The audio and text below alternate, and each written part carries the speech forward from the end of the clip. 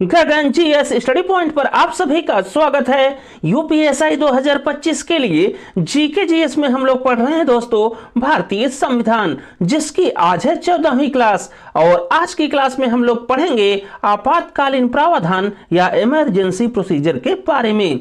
तो आप सभी लोग इस क्लास को ध्यान से देखिएगा और गगन जीएस स्टडी पॉइंट चैनल को लाइक शेयर सब्सक्राइब जरूर करिएगा दोस्तों। तो आइए शुरू करते हैं आज की क्लास।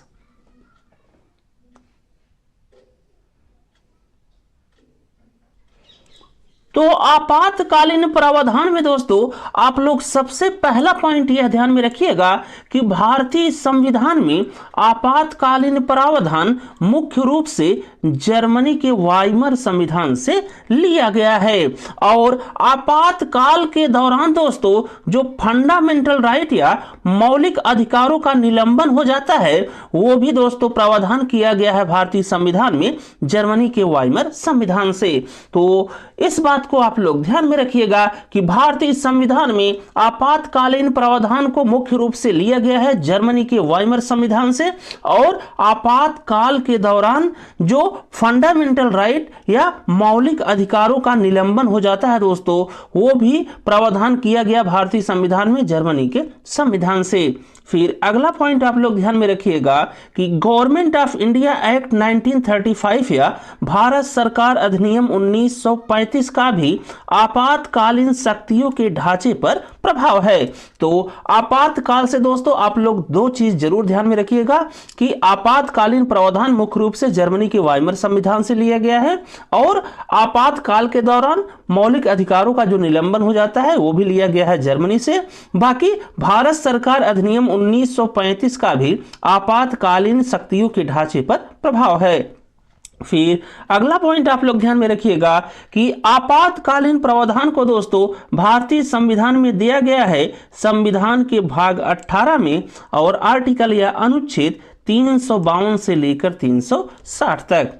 फिर इसके बाद नेक्स्ट पॉइंट आप लोग ध्यान में रखिएगा कि आपातकाल मंत्रिमंडल के लिखित सलाह पर राष्ट्रपति द्वारा घोषित किया जाता है। तो आपातकाल से दोस्तों आप लोग इतनी बात सबसे पहले ध्यान में रखिएगा।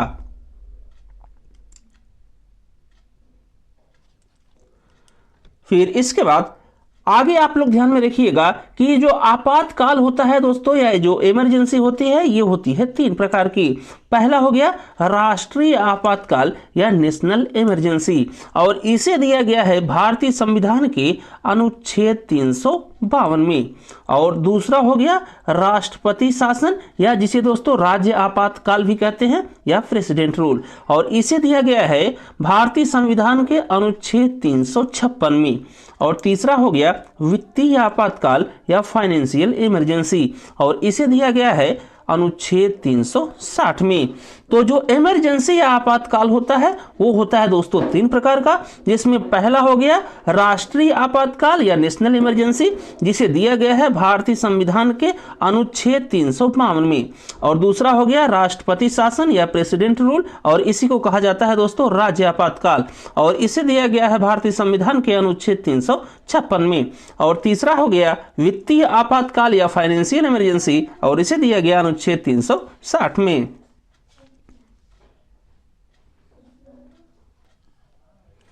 इसके बाद आप लोग देखिए दोस्तों नेशनल इमरजेंसी या राष्ट्रीय आपातकाल कब लगाया जाता है।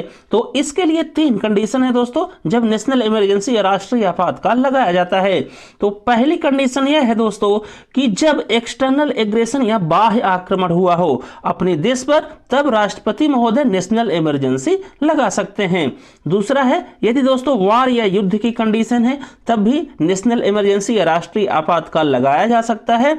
और तीसरा है आर्म रिबेलियन या सशस्त्र विद्रोह और ये भी कंडीशन है दोस्तों जिसके आधार पर नेशनल इमरजेंसी प्रेसिडेंट महोदय के द्वारा लगाया जा सकता है।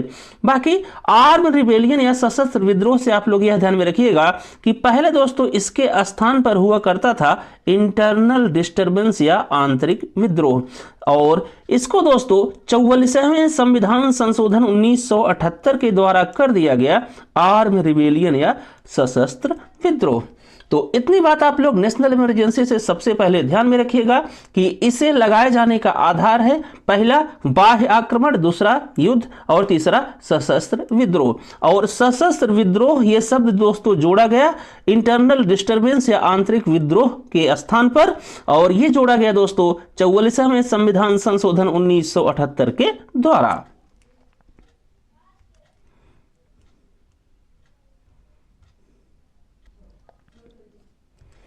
इसके बाद आप लोग देख लीजिए नेशनल इमरजेंसी या राष्ट्रीय आपातकाल लगाने का प्रोसीजर क्या होता है।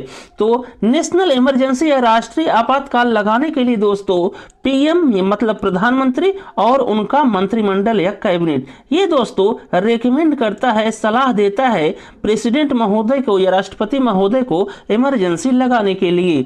तो जब प्रेसिडेंट महोदय को दोस्तों प्रधानमंत्री और उनका मंत्रिमंडल सलाह दे देता है कि आप नेशनल इमरजेंसी या राष्ट्रीय आपातकाल पूरे देश में लागू करिए, तो फिर उसके बाद प्रेसिडेंट महोदय दोस्तों अनाउंस करते हैं 1 महीने की इमरजेंसी पूरे देश में।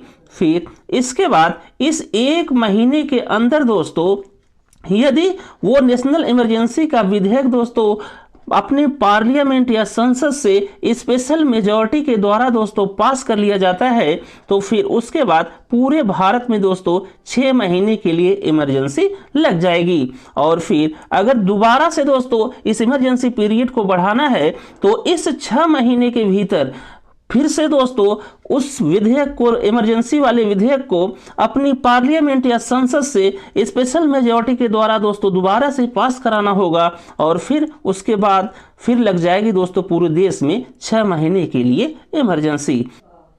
और ऐसे चलते चलते दोस्तों ये नेशनल इमरजेंसी या राष्ट्रीय आपातकाल इनडिफिनिट टाइम के लिए दोस्तों भी लागू हो सकता है। तो ये बात आप लोग ध्यान में रखिएगा कि यदि आपसे पूछे कि राष्ट्रीय आपातकाल या नेशनल इमरजेंसी मैक्सिमम या अधिकतम कितने समय तक लगाया जा सकता है, तो इसकी कोई समय सीमा नहीं है दोस्तों, ये अनंत समय तक या इनडिफिनिट टाइम तक लगाया जा सकता है।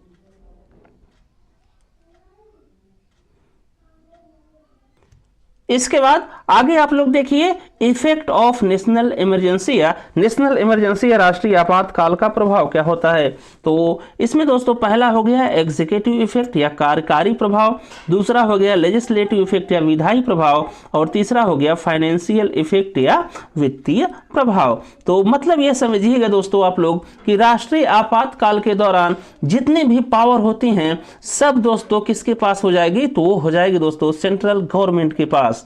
फिर जो इंपॉर्टेंट है दोस्तों वो आप लोग ध्यान में रखिएगा कि नेशनल इमरजेंसी या राष्ट्रीय आपातकाल के दौरान फंडामेंटल राइट या मौलिक अधिकारों पर क्या प्रभाव होता है। तो इसमें आप लोग ध्यान में रखिएगा दोस्तों कि अनुच्छेद 359 के अनुसार नेशनल इमरजेंसी या राष्ट्रीय आपातकाल के दौरान सभी मौलिक अधिकार या फंडामेंटल राइट दोस्तों समाप्त हो जाते हैं, सिर्फ और सिर्फ अनुच्छेद 20 और 21 में दोस्तों जो मौलिक अधिकार हमें प्राप्त हैं उसे छोड़कर। और फिर इसी में अगला अनुच्छेद आप लोग ध्यान में रखिएगा कि अनुच्छेद 358 के अनुसार दोस्तों आर्टिकल 19 में दोस्तों जो दिया गया है हमें स्वतंत्रता का अधिकार, वो समाप्त हो जाता है आपातकाल के दौरान। लेकिन आपातकाल यदि लगा है दोस्तों सिर्फ और सिर्फ 2 आधारों पर, तो वो कौन सा, तो वो हो गया दोस्तों युद्ध या बाह्य आक्रमण या एक्सटर्नल एग्रेशन। तो यहां पर दोस्तों आप लोग ध्यान में रखिएगा कि यदि आपातकाल लगा है दोस्तों सशस्त्र विद्रोह या आर्म रिबेलियन के आधार पर, तब वहां पर दोस्तों आर्टिकल 19 के अंतर्गत जो हमें स्वतंत्रता के अधिकार प्राप्त हैं वो समाप्त नहीं होंगे। तो इतनी बात आप लोग यहां से ध्यान में रखिएगा।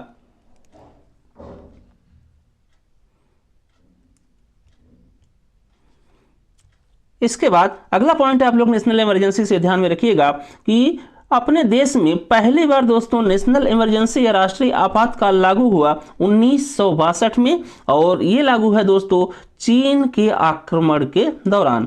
फिर दूसरी बार नेशनल इमरजेंसी लागू हुई 1971 में, और ये लागू हुआ दोस्तों पाकिस्तान के आक्रमण के दौरान।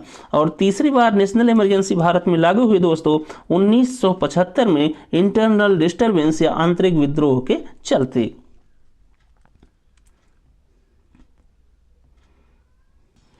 इसके बाद आप लोग देखिए राष्ट्रपति शासन या राज्य आपातकाल कब लगाया जाता है प्रेसिडेंट महोदय के द्वारा। तो जब दोस्तों स्टेट में या राज्य में कॉन्स्टिट्यूशनल बॉडी या संवैधानिक निकाय पूरी तरह से फेल हो जाता है या विफल हो जाता है, तब प्रेसिडेंट महोदय या राष्ट्रपति महोदय के द्वारा उस राज्य में राज्य आपातकाल या राष्ट्रपति शासन घोषित कर दिया जाता है। फिर इसके बाद दोस्तों आप लोग राष्ट्रपति शासन का प्रोसीजर एक बार देख लीजिए। तो इसमें भी दोस्तों प्रधानमंत्री महोदय और उनका कैबिनेट या मंत्रिमंडल ये दोस्तों रेकमेंड करते हैं या सलाह देते हैं, तो वो देते हैं प्रेसिडेंट महोदय को या राष्ट्रपति महोदय को। फिर उसके बाद राष्ट्रपति महोदय अनाउंस करते हैं दोस्तों 2 मंथ का राष्ट्रपति शासन या राज्य आपातकाल उस राज्य में लागू होगा जहां पर संवैधानिक निकाय विफल हो गया है। फिर उसके बाद यदि इस 2 महीने के अंदर दोस्तों उस राष्ट्रपति शासन के विधेयक को पास करा लिया गया सिंपल मेजॉरिटी से या साधारण बहुमत से पार्लियामेंट में, तो फिर से अगेन दोस्तों उस राज्य में 6 महीने की इमरजेंसी लग जाएगी। और इस 6 महीने के भीतर अगर दोबारा से दोस्तों सिंपल मेजॉरिटी के आधार पर या साधारण बहुमत से पार्लियामेंट से उस विधेयक को फिर से पास करा लिया गया, तो फिर दोबारा से दोस्तों 6 महीने की राष्ट्रपति शासन या राज्य आपातकाल उस राज्य में लागू हो जाएगा। और इसमें आप लोग ध्यान में रखिएगा कि किसी राज्य में अधिकतम से अधिकतम कितने समय तक राज्य आपातकाल या राष्ट्रपति शासन लागू हो सकता है, तो वो है दोस्तों 3 सालों के लिए।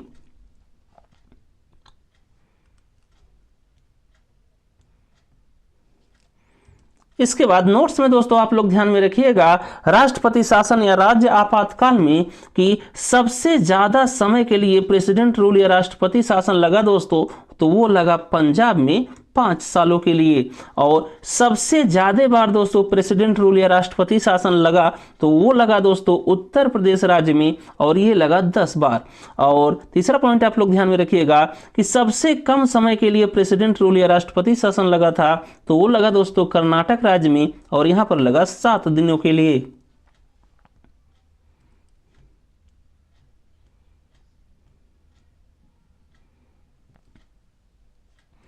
इसके बाद तीसरा आप लोग देख लीजिए फाइनेंशियल इमरजेंसी या वित्तीय आपातकाल। तो वित्तीय आपातकाल दोस्तों तब लगाया जाता है पूरे देश में जब पूरे देश का जो फाइनेंशियल बॉडी होता है या जो वित्तीय निकाय होता है वो पूरी तरह से विफल हो जाता है, तब राष्ट्रपति महोदय फाइनेंशियल इमरजेंसी या वित्तीय आपातकाल लगाते हैं। और नोट्स में आप लोग ध्यान में रखिएगा कि भारत में अब तक दोस्तों कभी भी फाइनेंशियल इमरजेंसी या वित्तीय आपातकाल नहीं लागू हुआ है। तो इस बात को आप लोग ध्यान में रखिएगा कि भारत में अब तक कभी भी फाइनेंशियल इमरजेंसी या वित्तीय आपातकाल कभी भी लागू नहीं हुआ है। फिर इसके बाद आप लोग फाइनेंशियल इमरजेंसी का भी प्रोसीजर देख लीजिए। तो इसमें भी दोस्तों पीएम और उनका कैबिनेट मतलब प्रधानमंत्री और उनका मंत्रिमंडल दोस्तों रेकमेंड करते हैं, सलाह देते हैं प्रेसिडेंट महोदय को, और प्रेसिडेंट महोदय उसके बाद अनाउंस करते हैं वित्तीय आपात के लिए। और यहाँ पर दोस्तों जब प्रेसिडेंट महोदय अनाउंस कर देंगे वित्तीय आपातकाल पीएम और उन जो कैबिनेट होता है उसके रिकमेंडेशन पर या सलाह पर, तो 2 महीने की दोस्तों फाइनेंशियल इमरजेंसी या वित्तीय आपातकाल पूरे देश में लागू हो जाएगा। फिर इस 2 महीने के भीतर दोस्तों यदि दोबारा से इस विधेयक को मतलब वित्तीय आपातकाल वाले विधेयक को यदि पार्लियामेंट या संसद से दोस्तों सिंपल मेजॉरिटी या साधारण बहुमत के आधार पर दोस्तों उसके पारित करा लिया जाता है, तो फिर से कंट्री में 6 महीने तक का वित्तीय आपातकाल लागू हो जाएगा। फिर ऐसे करते करते दोस्तों ये फाइनेंशियल इमरजेंसी या वित्तीय आपातकाल अपने पूरे देश में मैक्सिमम कितने समय तक लगाया जा सकता है, तो वो लगाया जा सकता है दोस्तों इनडेफिनिट टाइम या अनंत काल तक। तो इस बात को आप लोग ध्यान में रखिएगा कि वित्तीय आपातकाल मैक्सिमम कितने दिनों तक लगाया जा सकता है, तो वो लगाया जा सकता है दोस्तों इनडेफिनिट टाइम या अनंत समय तक।